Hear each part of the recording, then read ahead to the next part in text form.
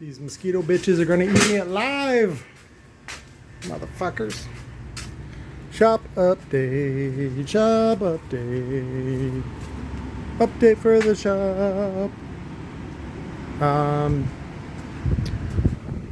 These guys are available.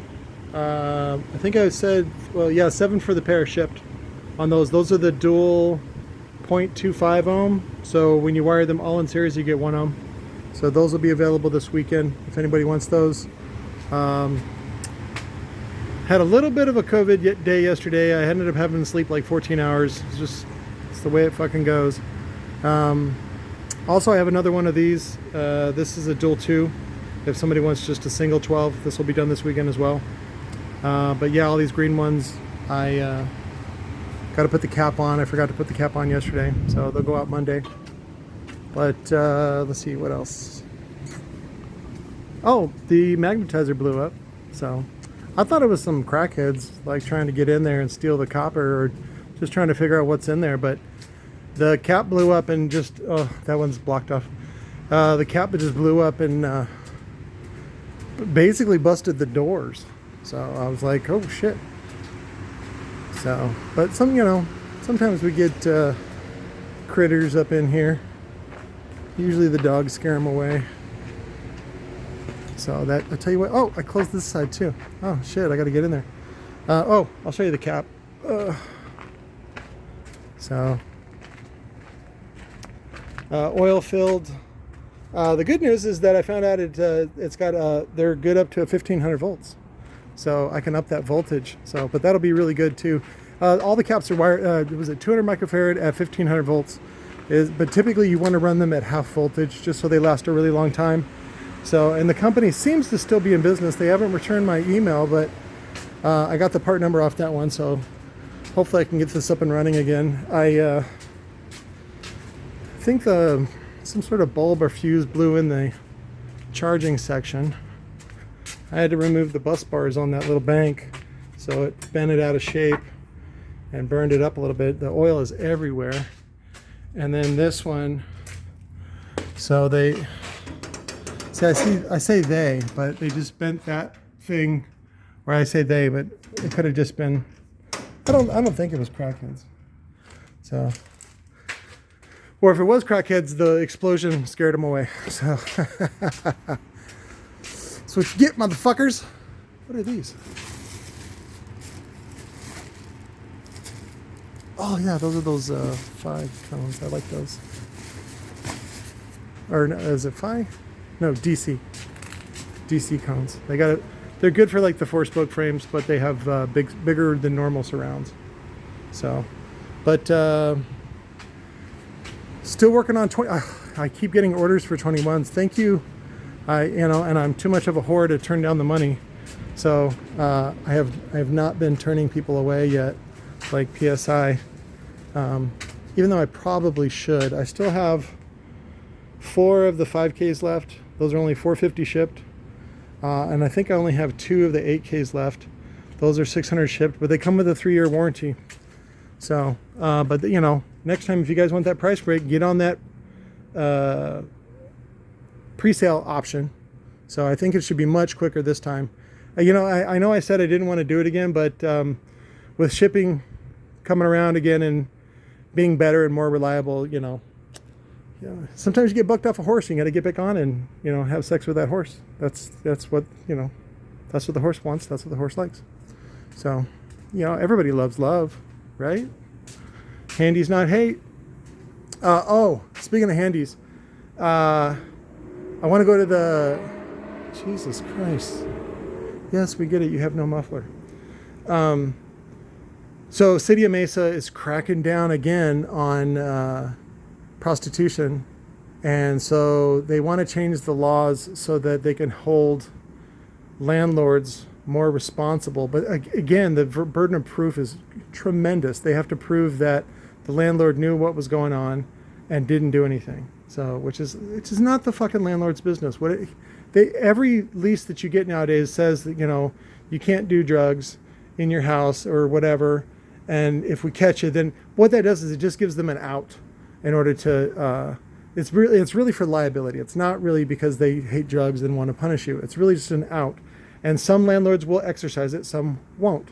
So, but I'm really concerned about this people just getting thrown out on the street and getting evicted. So there's going to be a huge influx of people needing places to rent, and rent is really expensive. So I'm hoping people saved up their money or something. Otherwise, dude, you're going to have a lot of street people. And that, you know, I remember my dad taking me downtown Phoenix at Tent City, where the homeless had created an encampment, and it was just horrible. Like there was like hundreds and hundreds of people just camping out because they had no other place to go. And that, you know, that's typical sign of trickle down economics. When the rich get richer, they do not share with the poor people. Like, why?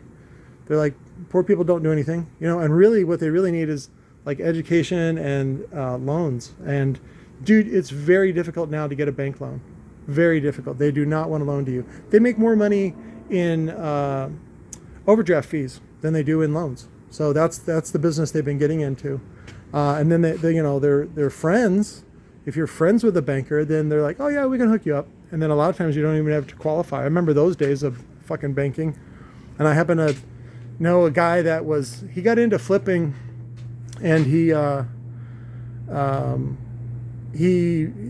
High Desert Audio, which was the eBay vendor for Rockford here locally when they had their warehouse in Gilbert. And they used to like fucking sell pallets of shit, pallets of returns, pallets of all kinds of stuff. Now they just trash it, or they move it to a different market like Mexico or something like that, which is smarter.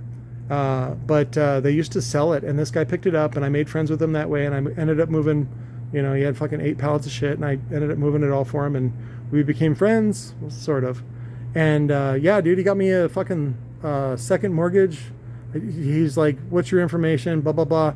Dude, he had it done by the end of the afternoon. And that's what happens when you know a banker and you have banker friends. So if you want to get a loan, you want to get into real estate, you got to like suck some dicks in the banker thing. Otherwise, you're just out there hanging by a thread. So I got one of these left. It's the 12s. And then we got some more of the Kicker Basics in. And then I'm going to start pairing them up in the ported boxes, which should be really interesting, because when you take a little cheap speaker and you put it in a nice ported box, it actually sounds really, really good, and you don't need much power, probably 200 watts, and it'll fucking sound great. So we're going to be pairing those up with, I think, some 250 or even 200 watt amps, little 2 channels. So I got these are really good. I got these really cheap, so if you want to, you know, do those. And I got a whole bunch of the recoil amps, the powered amps that come with a harness. Again, we're doing them for the 8s, we're doing 80 shipped, and then for the 10s, we're doing 100 shipped. And they come with the harness, they come with the amplifier built in, they're tested. They're really great, but you know, they're not for everybody. Typically, the people that watch this channel, it's not for you. So this is for like your girlfriend or your daughter or your son that likes to dress up, you know, like whatever. It's for people that aren't that demanding about their bass. So I have seen people take like 4 of these and they put them underneath the back seat of a truck bench, and that sounded okay, but you know, that was kind of expensive because I think that guy bought the Power Acoustic one and they were like $200 each. So these are only 100. So I don't know. There's just multiple solutions. I got stuff. Hit me up, and then let's see what else. No, I think that was about it. I may see if I can do a work video where I'm just sitting there listening to music and terminating stuff. Other than that, yeah, I've just been super busy. I've been, I assume I had COVID again, the Delta variant or whatever, because it hits you more like, what do you call it? Allergies. And I also wasn't really affected by the first version. And I got the shots from Moderna and, you know, whatever. Yeah, I had the side effects. You know, you get like diarrhea for the day and you just feel like shit and you want to sleep a lot. But dude, I've been sleeping like some of these, like I take like a 3-hour nap, wake up, eat, and then I have to lay down for like 12 to 14 hours. And it does not help me complete orders. And I thank you guys for all your patience, and thank you for, you know, putting up with my ass. And I am getting closer to turning this place into cash flow. So thank you for your support, and thank you for your help. I'm doing the best that I possibly can, and you know, well, my mission is still really good, and I think about the stuff that Jordan Peterson talks about, and this was all before I even knew about Jordan Peterson, and it feels good to get that confirmation that, you know, yeah, I'm on the right fucking path, and it has nothing to do with religion. It has everything to do with responsibility, and determination and things like that. So, oh, my new neighbors put up an awning, so that's cool. The place next door sold. I would love to know what the price they paid on that, but they've been fixing it up, and now I know what the drilling was about. They were putting the awning in. So, oh, 2 new awnings. So that's good. Good little work spots. So the gardeners just got done mowing. It looks beautiful. Love to take the dogs out there later. No critters. No critters. No critter. Oh, what is that? Somebody put a bike over the fence. I have to go check that out. So, but yeah, somebody threw like 2 weed eaters over, gas-powered weed eaters. If anybody wants them, you can have them. Otherwise, I'm just gonna, I don't need them anymore. I'm like anti-grass now. It's like maintenance. I don't got time for maintenance. So you can go check that out. But I've been busy. I work whenever I can. The other night I was up till like 3 or 4 in the morning, and then, you know, sleep for fucking 12 hours. And what's great is my diabetes is not affecting me as much anymore. When I pee, it burns, and that's just because it's so it's like maple syrup. But it's good to know that I don't have to pee all the time like I was doing before. Yeah, somebody threw a fucking bike, some sort of kid's bike. Probably, I hope it wasn't the fucking gardeners. Jesus Christ. Oh, phone case. There you go. That's somebody else's problem now. Critters in your neighborhood. In your neighborhood. People that you beat up each day. And you should beat them up. People can do better. I tell you what. These girls that I've been dealing with, not nerdy girls, fuck those. They're done. I can beat them with one ball tied behind my butthole. No, I'm talking about my niece, who's taking care of her sister, my other niece, and their mother. So she's still in recovery, and she needed a place to live, and all of a sudden she got real chatty and friendly, you know, because she needed our help. And we just, you know, kept that boundary up. It's like, nope, you need to find other solutions. And so then we said, hey, since she was being so friendly, we're like, hey, can you vouch for us, you know, like in a letter when we submit paperwork to the court to get visitation? And she's like, she declined. And I was like, okay. So even though, of course, we vouched for her whenever she was trying to get custody of Everly and all that kind of stuff. And it's so sad, and it's so petty, and it's just people have all this emotional baggage and they don't know what to do with it. And it's been really good lately. Sherry and I have been talking a lot lately that her parents never taught her to negotiate. And that's a huge part of life. Teach your kids how to negotiate. And what negotiation really does is it helps you learn other people's perspectives. At least that's what I hope you learn from it, is that you can see things through other people's eyes, and you can also see what they want. And it also encourages people to tell you what they want. That's one of the biggest issues that Sherry and I have, is that she doesn't tell me what she wants. But yet she holds that expectation on me, and then even punishes me that I don't meet those expectations. And that's what her dad used to do to her. So, but again, she's 50 years old. How long is she going to hang on to this behavior? How long is she not going to be accountable? And you know, that's what you got to do. You got to just hold people accountable. And does it wreck relationships? Yeah. Does it make you look like an asshole? Fuck yeah, it does.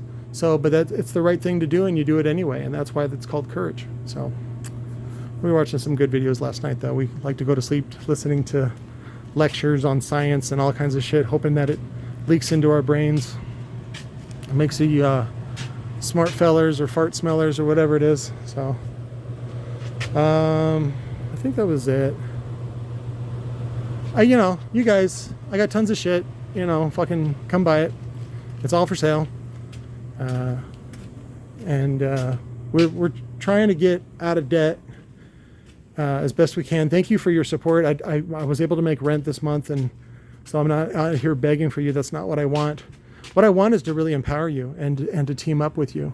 So I need more of a network of people that can do what I'm doing in your neighborhood. And so that's how I support you, you support me, and we help each other. One of the best things you can do actually is, instead of saving up and buying stuff, is actually just find a buyer. So you find somebody at your work or in your neighborhood that's near you that you know how to do installs and things like that. And so you just find a client and you say, hey, you just text me 602-312-6504. Just text me, say, hey, Patrick, this is blah blah blah, and I got a friend here that has a 96 Accord piece of shit, and they want to spend $400. And I go, okay, can you build the box? And I'll go through a bunch of stuff like that. I've been meaning to do a video about sales because there's a very specific way, right? It's not specific. It's just a very general rule of helping people that I think is the most effective way. And it's not the way that you get sold stuff in a shop. It starts with just finding out what their needs are and getting as much information out of them as you can. And then once they are vulnerable like that, you are gentle with them. You are polite. You are kind. You are trustworthy. You do not take advantage of them. And even if they're selling themselves short, meaning that they probably want something that's more powerful, but they don't have the money, do not give in to that and give them free stuff. Do not do that. Because all that does is enable them, and it sort of creates a cycle of bad behavior, because then they start taking advantage of you, and you don't want to do that. So, but what you want to do is just give them what they pay for, and then this is where it takes hope and faith, is that then you got to just hope and pray that they don't kill it and blame it on you, even though they probably will. So, and then when you, especially if you can, always test the equipment in front of them so that they know it's there. And if you really feel paranoid, make sure you film it or have it on a security cam or something like that. So that way there's proof, because I can't, somebody was yelling at me the other day about, oh, Patrick, you post these videos of, you can't handle conflict or whatever. And I was like, I can handle conflict plenty good. I don't punch people. I don't beat up. I only got in one fight, and that was because this guy was trying to steal from me, and he refused to put the amp down, and he was a spoiled piece of shit brat that went to ASU, and he drove a it's like a convertible Volvo, I think it was. And I loaned him an amp, and he wanted to keep it. And I was like, no, that's $60. And we ended up wrestling on the floor, and he pretty much beat the shit out of me. So he was like 21 and an athlete, and I'm me. I ended up breaking a rib. And then that was a whole other ordeal when I go to the doctor, and I go, it just hurts. It hurts when I breathe. And they're like, well, you probably got a broken rib. Let's go get you x-rayed. And I was like, is there any way that you can give me for the pain? And they're like, nope. and then I had to go get, x-rays, and they're like, oh yeah, you do have it. And then they're like, here's some codeine. And that was it. And I was like, thank you. But it was like, Jesus Christ, like, I can't tell you how many customers I have that are just pill junkies. I mean, they're high functioning pill junkies, and they just, their doctors just give them all kinds of pills. Me, nope, they don't want to give me anything. So, but the hypocrisy that we live in, oh my God, is so wide and grand. That was the other thing I was going to talk about is there's a town hall meeting on Monday, but sometimes you have to go to the pre-meeting, because again, City of Mesa is real dicks. I had some problems with them the other day, and it's like it's just one thing after another, and it's just this gnawing, dragging effect of getting you to comply or buy into their bullshit, and it's just garbage. And they can be so much better. And most of it is their the chief shithead, the mayor Giles. He's the one that wants to do the crackdown on prostitution, and that's not right. So if I can say something at the meeting, I would love to go down there and talk about it. And of course I'll film it and then post it to fucking YouTube so you guys can see it. And see how much of a clown. A lot of cities here still do the fucking prayer before the fucking town council meeting. And it was great because in Scottsdale, the Church of Satan or Satanic Temple or whatever it is, went in there and was like, okay, well, we get to say the blessing now. And they're like, no. It's like, what do you mean? He's like, we're a church. You always have a church from the community say the blessing before. And they're like, no, we don't want any Satan. And so, and that's what it was really about. It was really about a protest about why the fuck are we having prayer at the beginning of a government fucking meeting when it's supposed to be government, separate from church. So, but here in Arizona, good old boys and like they're basically hillbilly blue bloods, people that have just been here forever and generation after generation of inbreeding with other landowners and they're dicks. They're dicks, and they think they know what's good for you. And really, what they do is they take advantage of everyone, and they're fat and happy. So, but that happens everywhere around the world, not just here. So, but enough preaching. I don't even think I did a Sunday sermon last Sunday. I love you guys. Thank you for your support, and just hang in there with me. Be patient. I'm trying the best I can. In fact, Sherry. What was it? The boys over at Recoil were asking about Sherry, and some of you guys do too. Thank you for asking. Sherry is like on oxygen 3 times a day, so like she can come out and help sometimes, but then she's got to go lay down, and she just doesn't have the strength. And she's getting her sense of smell back, but it's still a long road to recovery for with COVID. So, and she has liked it that I've been sleeping more because she likes the comfort of me being there, but I'm like, babe, I can't do that. I gotta fucking work. Somebody's got to pay this rent. So, but luckily, because I had invested everyone's COVID checks in amplifiers, that's been paying off. So thank you for that. And you guys get a good deal too. You get a great amp for a really low price. So, but we got boxes too for guys that are local. This is called my Sweet 15 box, and it's 4.2 cubic feet at 34 hertz, and it's good for a single 15 or a pair of 12s or 3 10s or 4 8s. So, and assembled, they're only $200, and then we even give you the carpet that you can put on. If you want us to carpet it, which is basically Ari or somebody to come over and do carpeting, it's another $100. So, which is still very reasonable, considering that a custom-made box like that normally costs about, prices now are really up there. Like you're talking about $450, $500 for a box like that from a shop. So, and it's probably not even as well made, but that's how that goes. Again, do what you can in your area, and work a little bit each day on making more money from home, because if you haven't noticed, your job is not secure. I don't care what business you're in, your job is not secure. And every time you have a job or any sort of employment, it always depends on whether or not your boss likes you, or their budget, or all kinds of stuff. When I was a kid, they said that 80% of the workforce would be temporary workers. They call them temps, but what they really are is contractors now, which is really just independent. Which is what the whole fight over the Uber drivers, whether or not they were employees or temps and things like that. And what's funny is, you actually make way more money as a contractor.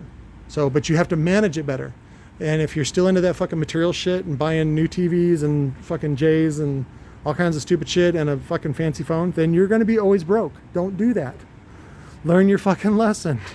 Educate yourself. Get lean, get mean, and save that green. I don't know. That's a good saying right there. But, I wanted to tell you this one. This was a really good joke I was telling to Colby Dobie this morning. Colby in New Mexico, he drives a trash truck, and